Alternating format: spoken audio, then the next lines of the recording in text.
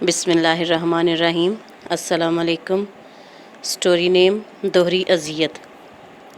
یہ اس کا دوسرا شوہر تھا، بس شوہر، زندگی کا ساتھی نہیں تھا، اور کیا پتہ ہو بھی سکتا تھا اگر وقت ایسے ہی اس پر مہربان رہے، اور وقت مہربان ہو بھی جاتا تو قسمت اسے ہرانے پر تلی ہوئی تھی۔ کیسی ہو اب؟ وہ مہربان لہجہ سماعتوں سے ٹکرایا۔ ٹھیک ہوں، تھوک نگلتے ہوئے وہ بمشکل ہی بول پائی تھی۔ آنسوؤں کا پھندہ تھا جو گلے میں اس قدر چبھ رہا تھا کہ اب خراش ہونے لگی تھی۔ کھانا لایا ہوں، میز پر لگا دیا ہے، آؤ کھا لو۔ وہ اس کا ہاتھ تھام کر اٹھانے لگا تھا۔ ایسا نرم لہجہ، اتنا میٹھا انداز، یوں تو کبھی کسی نے اس کا خیال نہیں کیا تھا۔ آج شام سے کچھ لمحے قبل ان کا نکاح ہوا تھا، اور پھر وہ اسے اپنے گھر لے آیا تھا۔ وہ اسے اس گھر میں لے کر آنا نہیں چاہتا تھا، لیکن کہیں اور اتنے کم ریٹ میں مزید کوئی مکان ابھی تک نہیں ملا تھا، اور اس دیوار کے ساتھ ہی تو وہ دیوار تھی جس کے اس پار اس کا اپنا گھر تھا۔ دل میں عجیب سی ٹیسیں اٹھ رہی تھیں۔ اسے رہ رہ کر اپنے بچوں کا خیال آ رہا تھا، جانے اس کے بچے کس حال میں تھے۔ اس کا دل چاہ رہا تھا ابھی چھت پر جائے اور منڈیر سے جھانک کر بس ایک بار تو دیکھ لے، لیکن بس دل مسوس کر رہ گئی تھی۔ سارے محلے میں ہر طرف یہ بات پھیل چکی تھی کہ ثانیہ ساتھ والے عدیل کے ساتھ بھاگ گئی ہے۔ لوگ توبہ توبہ کرتے ہوئے کانوں کو ہاتھ لگا رہے تھے۔ ذرا حیا نہ آئی؟ بے شرمی بد چلنی کی بھی حد ہوتی ہے۔ بچوں کا خیال نہ کیا، کیسے راہ چلتے کے ساتھ نکاح کر کے آ گئی۔ ٹھیک ہے، اس کا شوہر اس پر شک کرتا تھا، عاشقی معشوقی کا ہی چکر تھا۔ وہ جب بھی گلی میں جھانکتی، لوگوں کی سرگوشیاں اس کی سماعتوں سے ٹکراتی تھیں۔ معنی خیز اشارے، چامگوئیاں، وہ لب کاٹتی خود میں ہی سمٹی جاتی تھی۔ عدیل کے جانے کے بعد وہ دروازہ ہی نہیں کھولتی تھی۔ لوگ چسکے لینے کے بہانے آنے کی کوشش کرتے تھے، لیکن وہ زور زور سے بجتی ڈور بیل پر بھی کانوں پر ہاتھ رکھ لیتی تھی۔ بہت دنوں بعد اس نے سیڑھیوں کی سمت قدم بڑھائے تھے۔ وہ بس ایک بار اپنے بچوں کو دیکھنا چاہتی تھی۔ بڑی ہمت کر کے اس نے منڈیر کے اس پار جھانکا تو اگلے ہی لمحے وہ دھک سے رہ گئی تھی۔ خوشبوؤں میں لپٹی، سرخ دھاری دار سوٹ میں پراندہ جھلاتی وہ کوئی اور نہیں، یامر کی بیوی تھی۔ تو کیا اس نے شادی کر لی تھی؟ اسے یقین نہیں آ رہا تھا کہ یامر ایسا بھی کر سکتا ہے۔ ابھی کل تک تو وہ اس کی منتیں کر رہا تھا کہ وہ گھر واپس آ جائے، اور اب وہ بے یقین سی زمین پر بیٹھتی چلی گئی تھی۔ اسے لگا وہ آج ہی برباد ہوئی ہے، آج ہی اس کا آشیانہ بکھرا ہے۔ دیوار کے اس پار والا گھر اب اس کا نہیں تھا، اور جو تھا اسے وہ قبول نہیں کر پا رہی تھی۔ اس نے یامر کو اذیت دینے کے لیے عدیل سے نکاح کیا تھا، اور خود دوہری اذیت میں مبتلا ہو گئی تھی۔ ایسی ذلت اور رسوائی تو اسے تب بھی محسوس نہیں ہوئی تھی جب اس نے گھر میں ہنگامہ مچایا تھا۔ شادی کروں گی تو بس یامر سے، ورنہ کسی سے نہیں، بلا جھجک بے خوف ہو کر اس نے اماں سے کہہ دیا تھا، اور اماں کا بس نہیں چل رہا تھا کہ اس کا منہ نوچ لیتی۔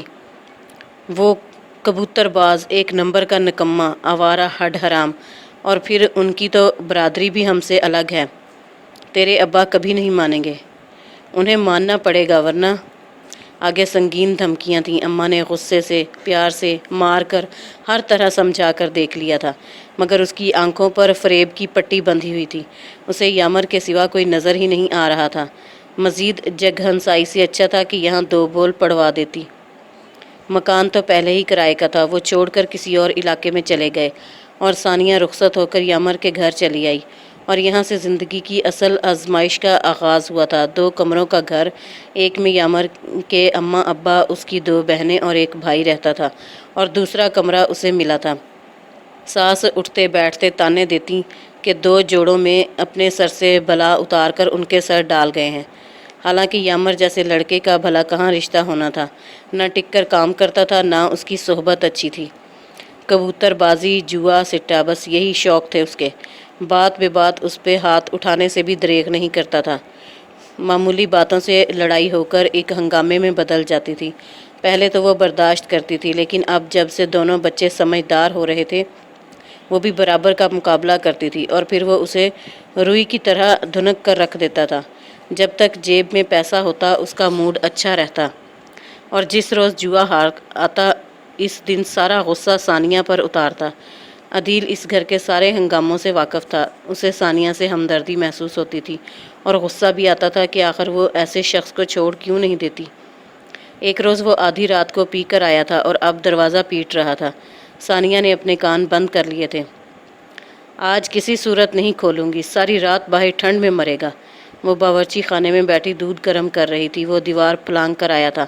آتے ہی دیگچی کو زوردار ٹھڈا دے مارا تھا۔ بہری ہو، سنائی نہیں دیتا؟ وہ اب اس کے سر پر کھڑا گرج رہا تھا۔ دودھ کی دیگچی الٹتے ہوئے اس کا پاؤں جھلسا گئی تھی۔ ساری رات وہ درد سے تڑپتی رہی تھی۔ اگلے روز عدیل سے رہا نہیں گیا۔ وہ منڈیر کے پاس چلا آیا تھا اور پاکٹ سے برنال نکال کر اس کی سمت بڑھائی تھی۔ تم اسے چھوڑ کیوں نہیں دیتی؟ وہ متاسفانہ نگاہوں سے اسے دیکھ رہا تھا۔ کیسے چھوڑ دوں؟ میرے بچوں کا کیا ہوگا؟ ثانیہ نے اس سے برنال لے لی تھی اور وہیں بیٹھ کر اپنے پیر پر لگانے لگی تھی جہاں بڑے بڑے آبلے بنے ہوئے تھے۔ بچوں کو بھی ساتھ لے جاؤ، اس نے مشورہ دیا۔ کہاں لے کر جاؤں؟ میرا کوئی نہیں ہے۔ اپنے ماں باپ کے گھر جاؤ۔ جا چکی ہوں، لیکن انہوں نے نکال دیا کہ جہاں ہو اب وہیں مرو۔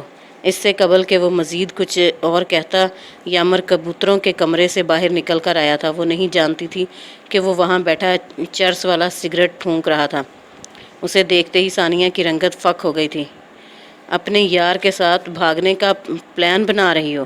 وہ اسے بالوں سے پکڑ کر گھسیٹ رہا تھا۔ مجھے تو پہلے ہی تجھ پر شک تھا۔ اگر تم میرے چکر میں آ سکتی ہے تو کسی کے ساتھ بھی منہ کالا کر سکتی ہو۔ اب وہ اس کی ٹھوکروں کی زد میں تھی۔ عدیل منڈیر پلانگ کر آیا تھا۔ رک جاؤ یامر! اور یامر نے اس کا گریبان پکڑ لیا تھا۔ اوپر کا شور سن کر اس کی ماں بھاگی آئی تھی۔ محلے کے گھروں میں کھڑکیاں کھل گئی تھیں اور چھتوں پر تماش بینوں کا رش بڑھنے لگا تھا۔ رنگے ہاتھوں پکڑا ہے اسے؟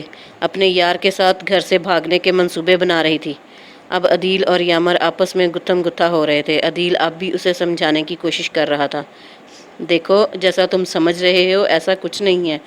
لیکن وہ اس وقت سمجھنے کی پوزیشن میں نہیں تھا۔ چرس اس کے دماغ کو چڑھی ہوئی تھی۔ اسی دوران اس کا سر دیوار سے ٹکرایا اور خون بہنے لگا۔ اس کی ماں سینہ گوبھی کرنے لگی تھی۔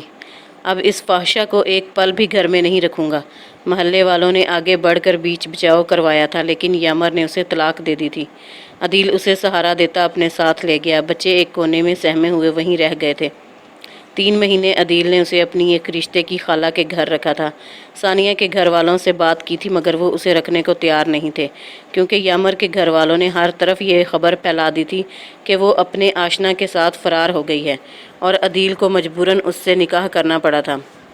قانونی کارروائی کے دوران یامر اس سے ملا تھا۔ چھوڑ یہ طلاق ولاق اور گھر چل، میں کچھ نہیں کہوں گا۔ اور وہ حیرت سے اس کی سمت دیکھ کر بولی تھی، تم مجھے طلاق دے چکے ہو؟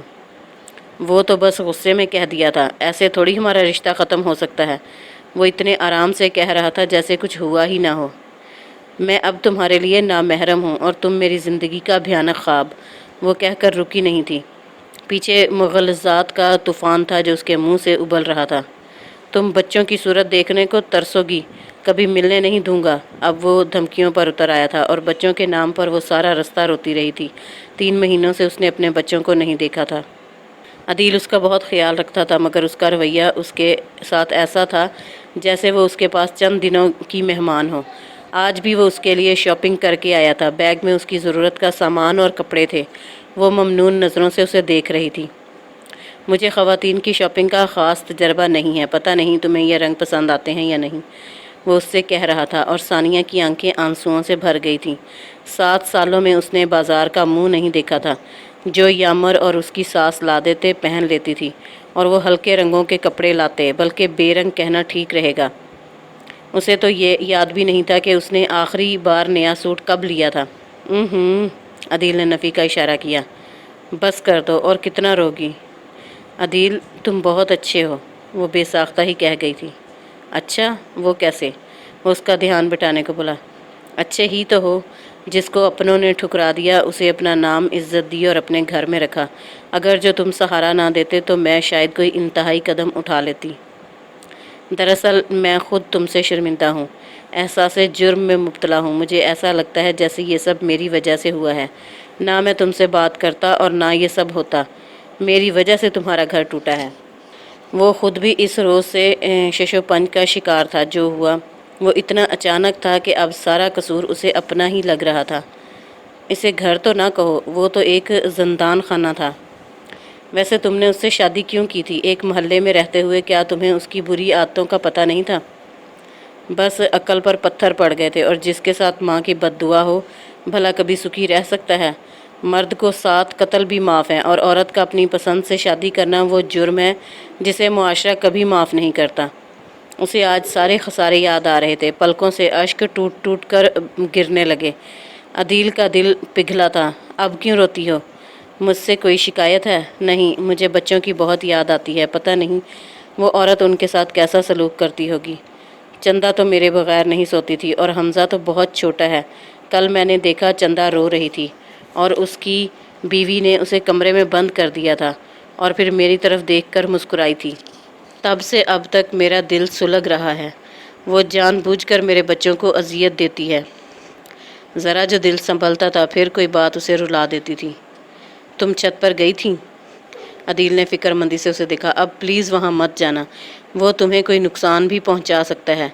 वो उसे ताकीद करता उठ गया। उसका सेल फोन बज रहा था जिसे सुनने के लिए वो साथ वाले कमरे में चला गया था। रात देर तक नींद उसकी आंखों से रूठी रही। चंदा, अगर मैं इस घर को छोड़कर चली जाऊं तो तुम अपने पापा के साथ रह लोगी? वो अक्सर हर झगड़े के बाद उसे गोद में बिठाकर ये सवाल पूछती थी और चंदा की आंखें इतनी सी बात पर ही आंसुओं से भर जाती और मासूमाना सवालों का सिलसिला शुरू हो जाता। रात को उठकर भी वो माँ से वादा लेती कि हमें छोड़कर तो नहीं जाओगी ना। कितने ही दिन उसकी तसल्ली ही नहीं हुई थी। वो माँ का साया बनी रहती थी। अदील आजकल दूसरा मकान ढूंढ रहा था कि इस दौरान फैक्ट्री के मालिक ने उसे बुलवाया था। अपने महल्ले में से किसी औरत का इंतज़ाम कर दो। वालदा की खिदमत के लिए कोई मेड चाहिए, बस ज़रा साफ़ सुथरी सी हो। तब से उसकी नज़रों में सानिया का चेहरा घूम रहा था। अगर सानिया को वहाँ कुल वक्ती मुलाजमा की जॉब मिल जाए तो हो सकता है उसे क्वार्टर मिल जाए जहाँ वो दोनों आराम से रह सकते थे।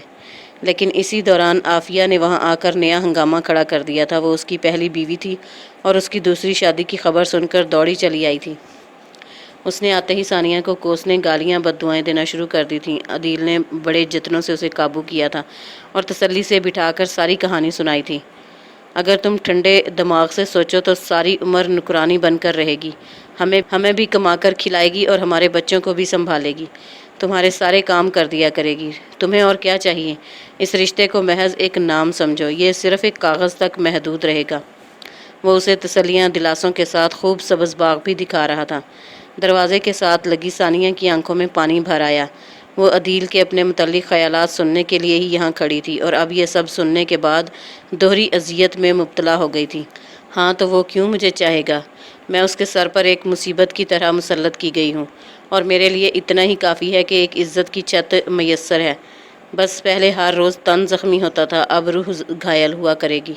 बड़ी ही बेदर्दी से उसने अपने आंसू साफ़ किए थे और अगले रोज़ काम पर चली गई थी। आलिया बेगम बड़ी बुज़ुर्ग ख़ातून थीं। उनका काम ही कितना था, नहलाना धुलाना और नाश्ता पानी करवाना। बाल बना देती या मालिश कर देती। इस काम से वो जल्दी फ़ारग होकर घर आ जाती थी और आफिया को उसका घर आना इस कदर चुभता था कि वो आते जाते बस बुड़बुड़ाई जाती। अदील हत्तल मकदूर उसकी दिलजोई की कोशिश करता था लेकिन आफिया उसकी भी नहीं सुनती थी। फिर उसने मज़ीद 2-4 घरों का काम ढूंढ लिया। अब वो थक कर रात को ही घर आती थी। अब भी वो खाली जहन के साथ मंडेर से टेक लगाए बैठी थी। उसे अपने बच्चों को देखना था। चंद रोज़ कबल गली में देखा था। मम्मा! चंदा दौड़ती हुई आई थी और उससे कबल के वो उसे बाजुओं में भरती। यामर की माँ ने बाजू से दबोच कर उसे 2 थप्पड़ लगाए थे और खींच कर घर ले गई थी। बाद में देर तक उसके रोने की आवाज़ आती रही थी। अदील का बेटा हुआ था। वो अपनी बीवी और बच्चे के साथ खुश था। और मैं कहाँ हूँ? आज बहुत दिनों बाद उसने खुद से सवाल पूछा था। यामर को नई बीवी मिल गई थी। अदील का अपना घर और बच्चा था। फिर उसे अदील की चाहत भी नहीं थी। मर्द की मोहब्बत से दिल भर गया था। अब तो बस अपने बच्चों से मतलब था। आखिर मैं ही क्यों जुल्म की चक्की में पिस रही हूँ? कब तक मैं ये जुल्म और जबर भरी ज़िंदगी गुजारती रहूँगी और मेरे बच्चे दूसरों के हाथों जलील होते रहेंगे? मैं एक माँ हूँ और मुझे अपने बच्चों की ताकत बनना है। उसने सोच लिया था कि उसे क्या करना है। 7 घरों में काम करके वो दूसरों को पाल रही थी तो अपने बच्चों को भी पाल सकती थी। उसके लिए किसी मर्द के सहारे की ज़रूरत नहीं थी, बस एक छत चाहिए थी और इसका इंतज़ाम आलिया बेगम ने कर दिया था। उनकी बेटी कराची में रहती थी जो आजकल उम्मीद से थी। उसे घर और बच्चे की देखभाल के लिए एक कुल वक्ती मुलाजमा की ज़रूरत थी और सानिया ने आलिया बेगम से सब तय करके वहाँ जाने का फ़ैसला कर लिया था। یامر نے سارا محلہ سر پر اٹھا رکھا تھا۔ اس کے بچے نہیں مل رہے تھے، ہر طرف ان کی ڈھونڈیاں مچی ہوئی تھی۔ اس کی ماں گلی میں کھڑی بین ڈال رہی تھی اور بچے اپنی ماں کے ساتھ ٹرین میں بیٹھے ایک نئے سفر کی سمت گامزن تھے۔ ثانیہ آج بہت خوش تھی۔ آج اس نے صحیح معنوں میں یامر کو دوہری اذیت کا مطلب سمجھا دیا تھا۔ ایک ماں اپنے بچوں کے لیے چٹان کی طرح مضبوط ہوتی ہے۔ اگر وہ مثبت سوچے تو ایک چھوڑ کئی راستے نکال